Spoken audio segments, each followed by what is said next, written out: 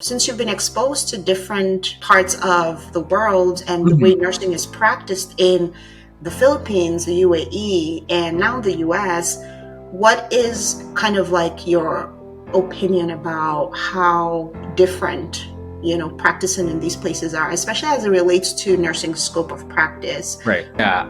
There's definitely a lot of differences and nuances in terms of the perspective of a nurse and how we are seen, in different countries and different practice settings. In the Philippines, when I was working there, like there's a lot of hierarchy in the Philippines, I would say.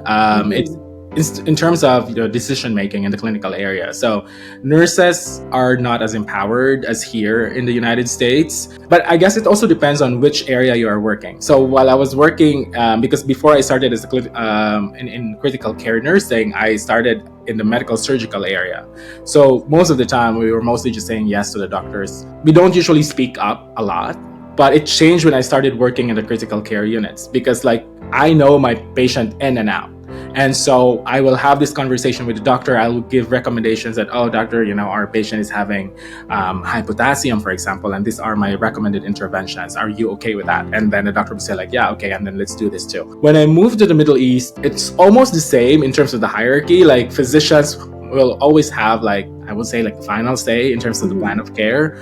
They will look at you when you start talking about things. And I was not used to that because again, like I collaborative with I'm collaborative and I've worked in the critical care units. And when I know my patient, then I would give my recommendations as part of the team. I always, consider that. And I'm not your subordinate. We are teammates. But that was sort of how it was perceived. And I think like generally in the Middle East, like I don't want to say that they are disrespecting nurses, but I guess like in terms of like the level of respect, like they will between a nurse and a physician, they will have higher respect than the physician. So even if I know a lot about the patient's case because I take care of this patient the entire shift, when they have questions, they will still like look for the physicians. So it's like, yeah.